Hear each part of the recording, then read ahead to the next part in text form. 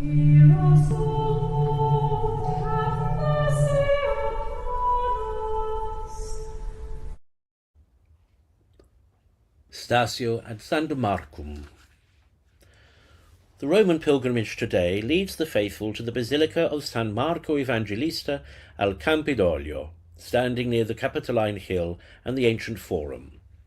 Few places in Rome better illustrate the quiet transformation of the city from the capital of a pagan empire into the heart of Christendom. Where once the authority of emperors was proclaimed, the Church now gathers to proclaim the gospel. The basilica was founded in the 4th century by Pope St Mark, 336 to 337, whose relics are preserved here. Built over an earlier oratory, it became known as the Titulus Marci, one of the original 25 parishes of Rome. This places the church among the earliest centuries of organised Christian life in the city, when the faith was only beginning to emerge from persecution into public visibility. Before the procession arrived at the station church, the faithful assembled at the Collector of St Adrian, a church dedicated by Pope Honorius I to the martyr of Nicomedia. During the Byzantine era, devotion to this Eastern saint flourished in Rome, reminding us that the Roman Church has long been a meeting place of East and West. The liturgy today reflects that wider horizon. The basilica itself was once known as the Basilica dei Palicine, and it remains the only church in Rome dedicated specifically to St Mark the Evangelist, the faithful companion of St Peter and St Paul. According to early tradition, Mark wrote his Gospel in Rome after the death of St Peter, recording the apostles' preaching at the request of the Roman faithful. Thus the Gospel proclaimed here today stands in continuity with the earliest witness of the Apostolic Church. Through the centuries, the building has been restored and embellished, yet it still retains the character of the ancient Roman basilica. The massive travertine portico and loggia that precede the church were constructed in 1465 by Pope Paul III, who incorporated the basilica into his adjacent residence, the Palazzo Venezia. Stone for the structure was quarried from the Colosseum, a striking reminder that the materials of imperial Rome were often repurposed to serve the Christian city that followed. Inside the church, the pilgrim encounters a surprising richness. The nave is lined with columns veneered in Sicilian jasper, their deep red surfaces catching the light beneath the magnificent 15th century coffered ceiling attributed to Giuliano dei Dolci, the architect associated with the Sistine Chapel. It may be the oldest surviving coffered ceiling in Rome, rivalled only by that of St Mary Major. Yet the most ancient and spiritually evocative element of the church is the 9th century apse mosaic,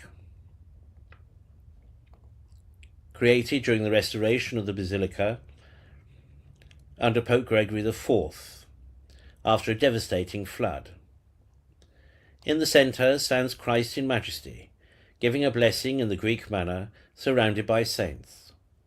Among them appear St Agnes, St Agapitus, Pope St Mark, St Felicissimus, and St Mark the Evangelist himself. At the far end, the Pope who restored the basilica presents the church to Christ. Remarkably, this mosaic was the last major mosaic produced in Rome for nearly 300 years, marking the end of an important artistic era.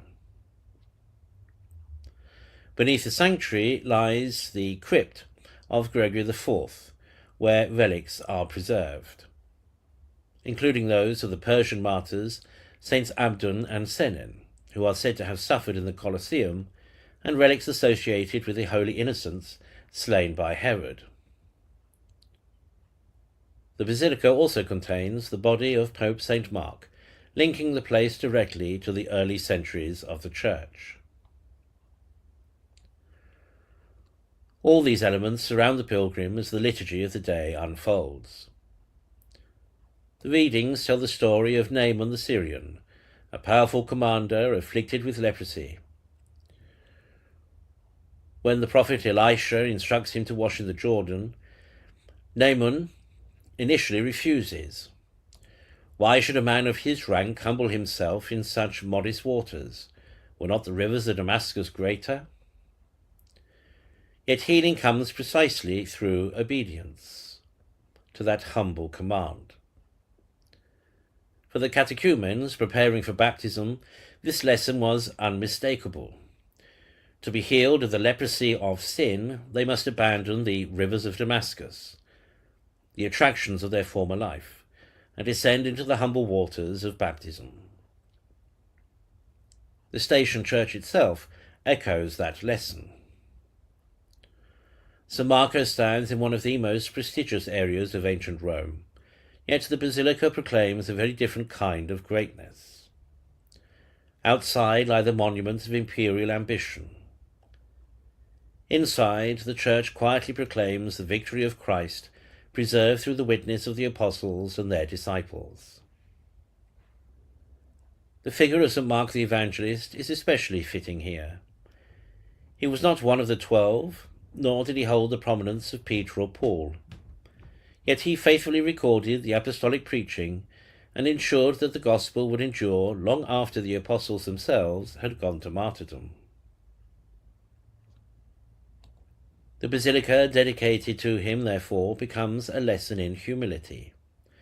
Just as Naaman was healed only when he accepted the humble waters of the Jordan, so the Christian must abandon pride and accept the grace that God offers through seemingly ordinary means. Thus the Lenten pilgrim stands beneath the ancient ceiling and before the mosaic of Christ in glory, surrounded by centuries of faith. The stones of the church, taken even from the ruins of the Colosseum, speak of a civilization transformed by the gospel. Here the lesson of Lent becomes clear. The kingdoms of this world rise and fall. Empires crumble, and the monuments of power fade.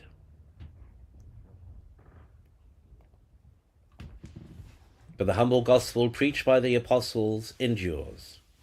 Like Naaman, we are called to lay aside pride and descend into the waters God has chosen.